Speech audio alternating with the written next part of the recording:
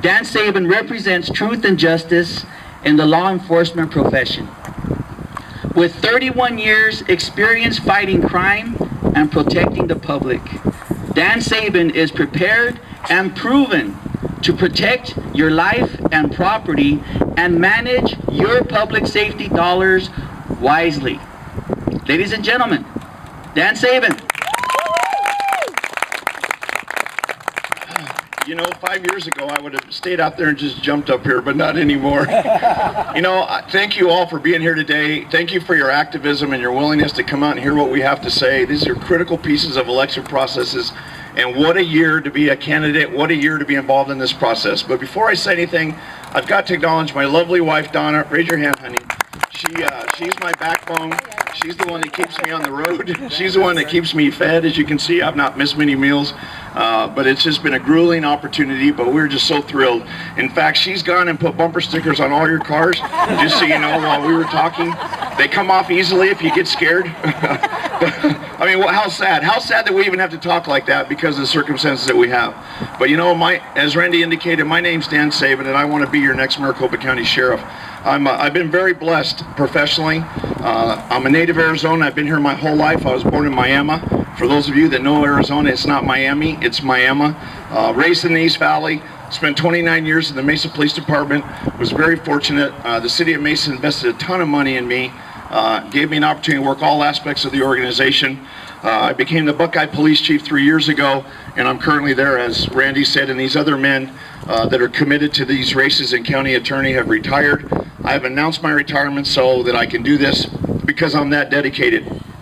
You know, this is a scary time for us. When you watch what occurred, excuse me if I lose my voice, when you watch what's occurring in the city of Phoenix, when this current sheriff chooses to invade the city of Phoenix, and that's what he did, he invaded the city of Phoenix, and he went on a manhunt.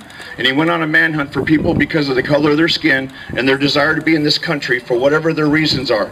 Not people that are committing crimes outright, but people that are here trying to live the American dream. This is about public safety. We currently have 40,000 outstanding warrants that are people who have committed violent crimes against our citizens that are running free, and Mr. Arpaio chooses to put zero resources towards finding those people. But he'll go out and send 300 deputies, as you saw this weekend, to track down 23 undocumented immigrants for driving around with a broken windshield or a headlight out. This is appalling. Where's the outrage? They're in the process of fanning a racial war. I'm telling you, there's going to be violence. If you look at the blogs on these radio stations and newspapers online, we need to be concerned. And we need to be concerned because of what this man has chosen to do with his position of authority.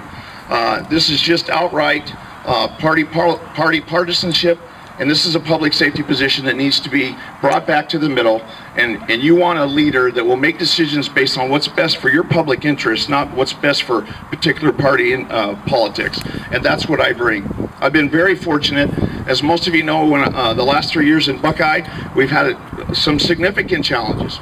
But we've taken an organization in 3 years and completely turned it around and made it a very efficient and effective law enforcement operation. In fact, last year, we reduced crime in Buckeye by 16% while we grew 30%. We've been very fortunate, and that's what I bring. I bring fiscal responsibility, I bring accountability, I bring transparency, because as a police chief, we're held to high standards by our city council, by our mayors, and by you. On a weekly basis, we're audited financially. This elected official is audited every 4 years by the voters. And as you notice, he won't answer the tough questions. He calls himself America's toughest sheriff, but he's a coward in my mind. He won't come out and answer the tough questions. He won't debate. He won't challenge the issues. And we need to hold him accountable. And like these other candidates have said, this is a race that is, it needs to be engaged. It needs to be dialogued. I was watching these children play with this rope, their tug of war.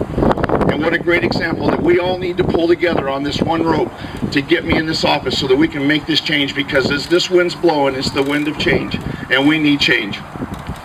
And I ask for your support. I ask for your volunteerism. I ask for your financial support, because I want to be your next Maricopa County Sheriff, and it's time to trade pink underwear for pink slips. Thank you very much.